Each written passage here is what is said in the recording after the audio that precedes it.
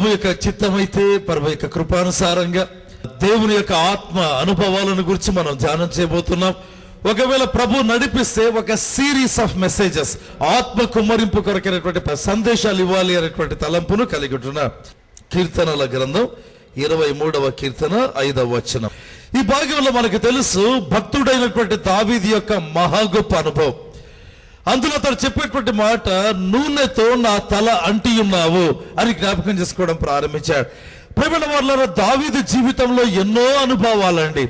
అయితే ప్రత్యేకంగా ఒక అనుభవాన్ని మర్చిపోలేకుండా పోతుంటున్నాడు.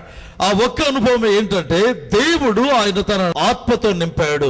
నూనెతో నా తలను అంటి ఉన్నావు అని మాట్లాడడం ప్రారంభించాడు. ప్రియమైన వారలారా, పరిశుద్ధాత్మ దేవుడు వివిధ పోలికలలో, వివిధ రూపాలలో, లేకపోతే వివిధ చిహ్నాలుగా కనపడినట్లుగా దేవుని గ్రంథంలో మనం చూస్తాం. బైబిల్లో గమనిస్తే పావురములాగా కనిపించాడు యేసు ప్రభు మీదకి వచ్చినప్పుడు. మరి అపోస్తలుల మీదకి వచ్చినప్పుడు విభాగించబడిన అగ్ని నాలుకల్లాగా వచ్చినట్లుగా మనం గమనించగలం. అదేవిధంగా ఒక గాలిలాగా ఒక ధ్వని వచ్చినట్లుగా చూడగలం. మరి పాత నిబంధనలో గమనించినట్లయితే అనేక సందర్భాల్లో పరిశుద్ధాత్మ దేవుణ్ణి ఆయిల్తో, నూనెతో పోల్చబడినట్లుగా మనం చూస్తాం.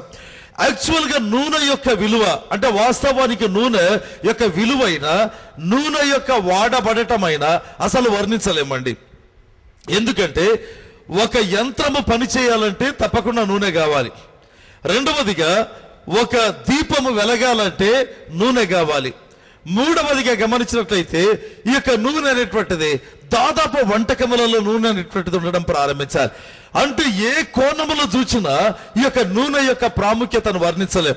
అందుకే దేవుని యొక్క ఆత్మ నూనెతో పోల్చబడ్డాడు.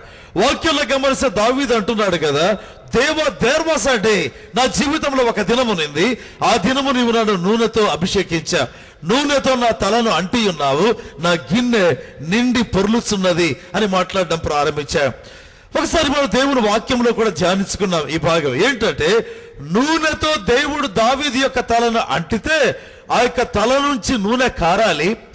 అధికంగా నూనె అంటబడినట్లయితే అది గడ్డముల మీదుగా కారాలి. అయితే కీర్తనకారుడు అంటున్నాడు కదా, ఆ యొక్క నూనెతో అంటితే అతని గిన్నె నిండి పొర్లుచున్నది అనేటువంటి మాటను మనం చూస్తుంటున్నాం. ప్రియమైన వారలారా, నూనెకు గిన్నెకు సంబంధం ఏముందా అండి? ఒకవేళ నూనె అధికమైతే అది వంటలో పదార్థంగా రావాల్సిందే, కానీ గిన్నె పొరలేదానికి వీలు లేదండి. అయితే కీర్తనకారుడు చెప్పేటువంటి మాట, ఆ యొక్క తైలాభిషేకం నా జీవితంలో జరిగిన దినము నుంచి అతడు ఒకవేళ లెక్క పెట్టుకున్నాడు అంటే, ఆ యొక్క సమూయేలు వచ్చి తైలముతో అతను అభిషేకించిన దినము నుంచి ఈ యొక్క కీర్తన రచించిన దినం వరకు ఒక అద్భుతమైన సాక్ష్యం ఏంటంటే, అతని గిన్నె నిండి పొరలటం ప్రారంభించింది. ప్రేమైనటువంటి వాళ్ళ పరిశుద్ధాత్మ అభిషేకములో ఒక గొప్ప సంగతి ఏంటంటే, వారి గిన్నె నిండి పొరలటం ప్రారంభిస్తుందండి. ఒకవేళ కరువు లేకపోతే ఆర్థిక అవసరతలు ఉండవచ్చు, అది కొద్ది రోజులే అండి.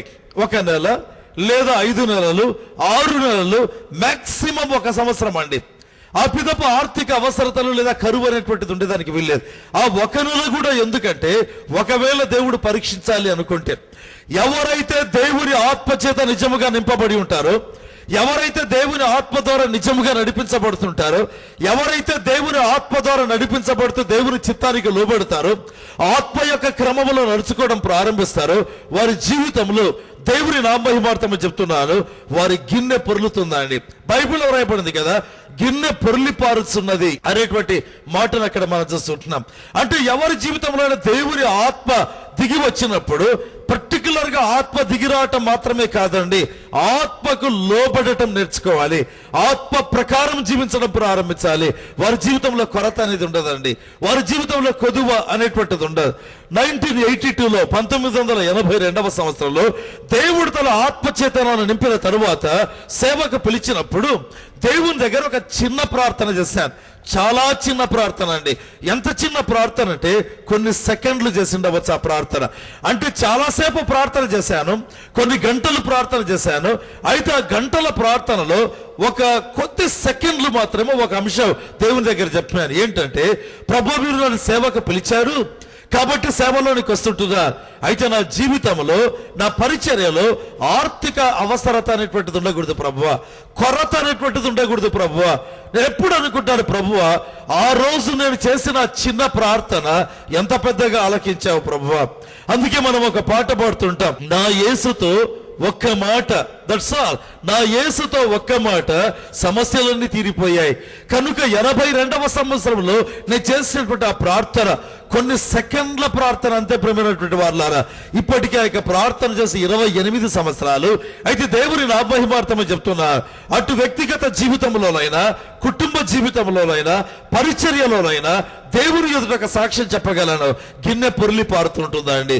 ఒక కారణం దేవుని ఆత్మచేత నింపబడ్డావు. రెండవదిగా దేవుని సేవ కొరకై ఆత్మ నడుపుదలలో ముందుకు అడుగులేయటం.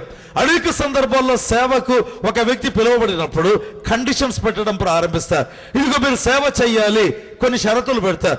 ఈ షరతులు అయితే మేము చేస్తాం, ఈ షరతులు లేకపోతే మేము చేయలేమని చెప్తారు. ప్రేమల వల్ల దేవుని సేవ అనేటువంటిది ఏదంటే ఇట్స్ ఆల్వేస్ అన్కండిషనల్ అండి. అది బేషరతుగా ఉండాలి. అందుకే ప్రభు అన్నాడు కదా, నాగటి మీద చెయ్యి వేసి వెనక్కి తిరిగి చూచేవాడు పరలోక రాజ్యంలో ప్రవేశించాడు. ఒక వ్యక్తి నాగటి మీద చెయ్యి వేసిన తర్వాత ఇక వెనక్కి తిరిగి చూసే దానికి వీల్లేదు. కీర్తనకారుడు అంటున్నాడు, దేవా ఆ రోజు నాకు జ్ఞాపకం ఉంది, ఏంటి, నూనెతో నా తల నింటి అంటున్నా. చూడండి, బైబిల్లో గమనిస్తే సమూయేలు మొదటి గ్రంథం 16వ అధ్యాయం 13వ వచనం. సమూయేలు తైలపు కొమ్మును తీసి వాని సహోదరుల ఎదుట వానికి అభిషేకము చేసెను. నాటి నుండి యెహోవా ఆత్మ దావీదు మీదికి బలముగా వచ్చెను.